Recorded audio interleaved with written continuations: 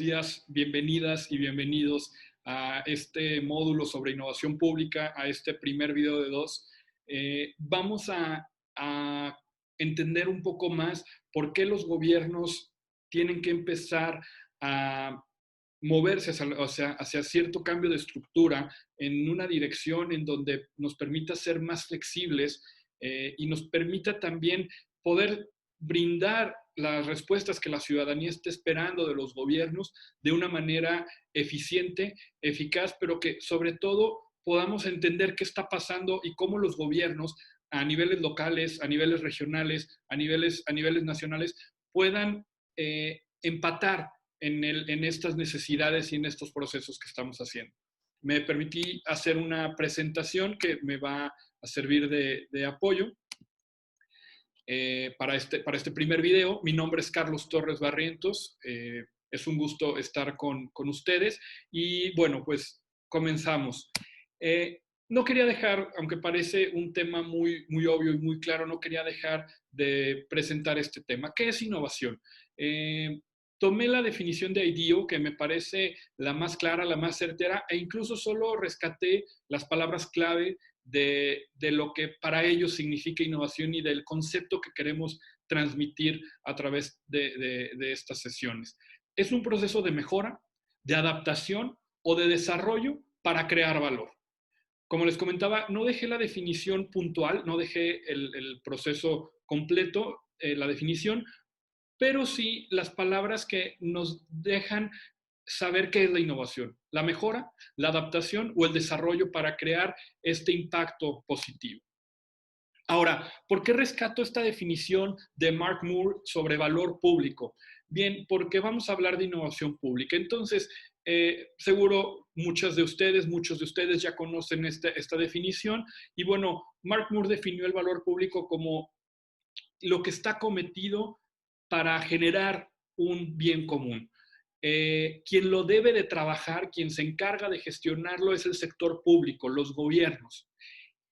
¿Y cómo lo hacen? Bueno, bajo el manejo eficiente de los recursos. Es decir, los gobiernos tienen la tarea de hacer un manejo eficiente de estos recursos para que alcanzar un bien común, para la prestación de servicios públicos, para la generación de política pública, para la generación de programas que atiendan a las necesidades de la ciudadanía. Mark Moore suma 3 puntos que dice, bueno, para lograr un valor público es necesario que este gobierno sea legítimo y tenga apoyo.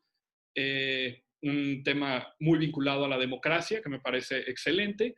Después, tiene que ser capaz de reconocer su capacidad operativa, tiene que ser capaz de reconocer hasta dónde, qué límites tiene y sobre todo qué potencialidades tiene. Y por último, se tiene que caracterizar por tener esta percepción de escucha real, realmente saber qué es lo que nos está pidiendo la ciudadanía, cuáles son esos puntos a los que hay que trabajar, en los que hay que enfocarnos. Entonces, ahora sí, ¿qué es la innovación pública? La OCDE lo define de una manera muy clara y muy congruente. Es encontrar nuevas formas de impactar la vida de los ciudadanos. A eso se refiere, es encontrar nuevas formas de generar valor público.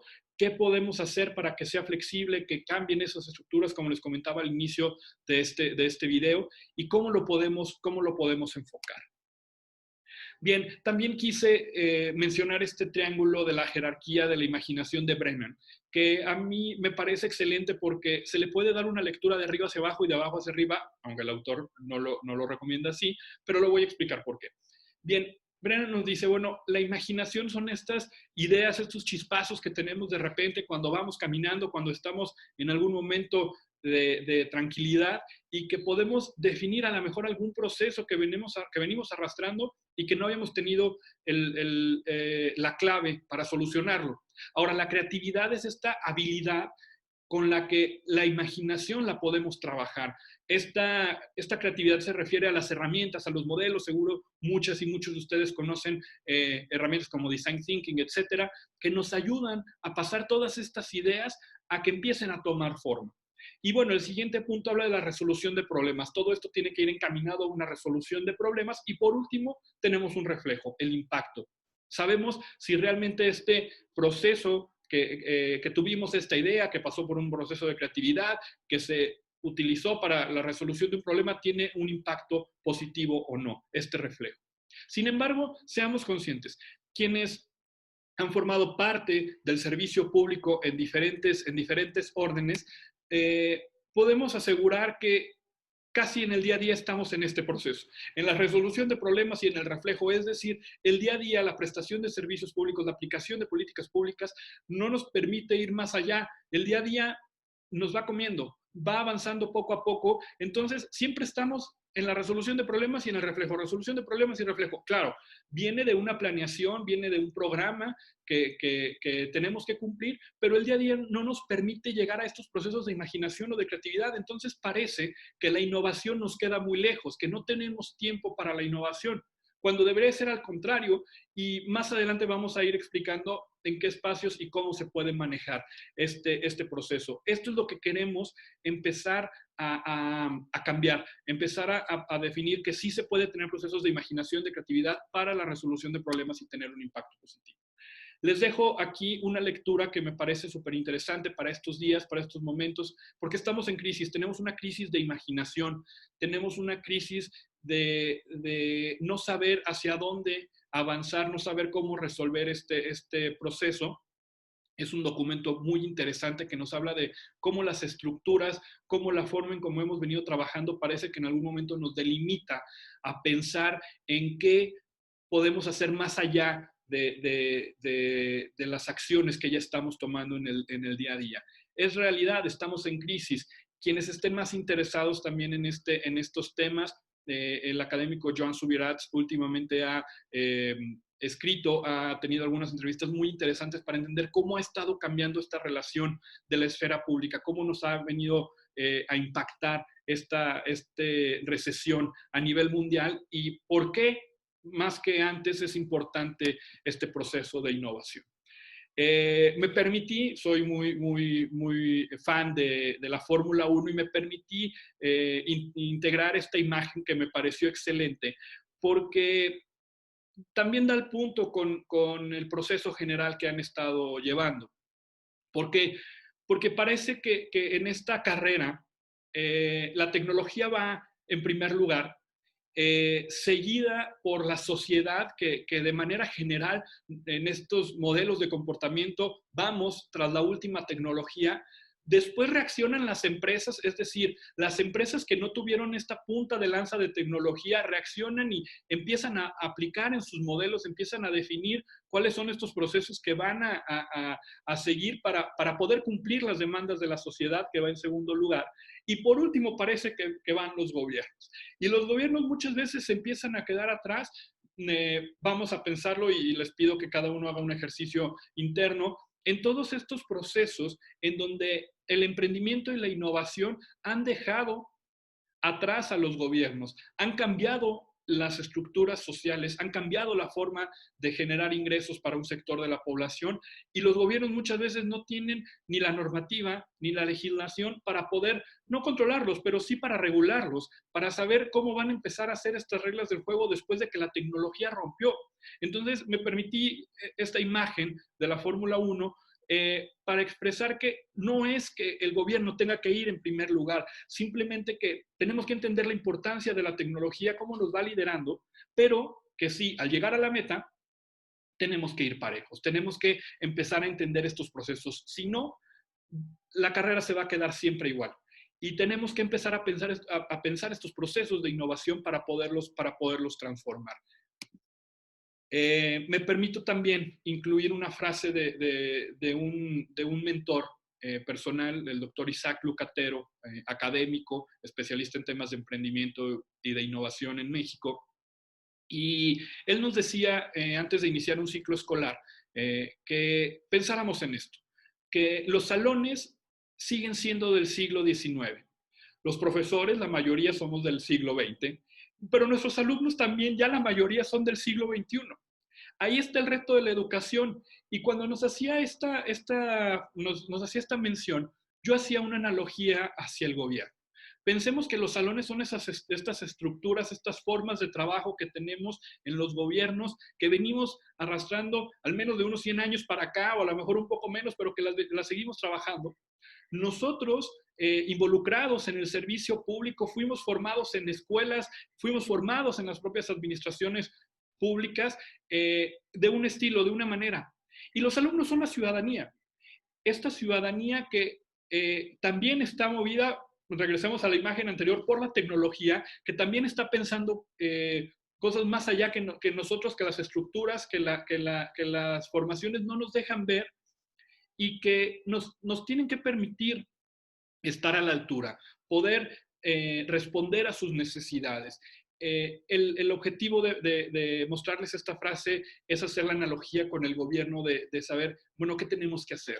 No vamos a destruir salones, pero sí podemos moldear estructuras. ¿Qué vamos a hacer? Nos podemos formar, como lo están haciendo ustedes, en temas para poder entender la sociedad que viene. Y a la ciudadanía no es que se le quiera cambiar, sin embargo es entenderla, poderle dar respuesta a estas necesidades que nos está planteando.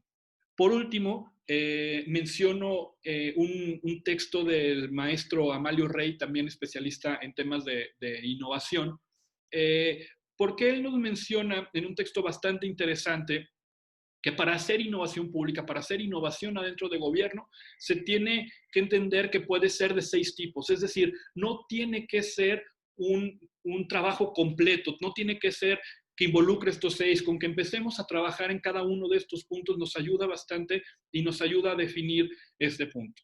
Entonces es un cambio en la prestación de servicios, un cambio en los procesos, ojo, entiéndase procesos internos, pero también entiéndase los procesos del contacto con la ciudadanía, de esta atención al día que tenemos con la ciudadanía.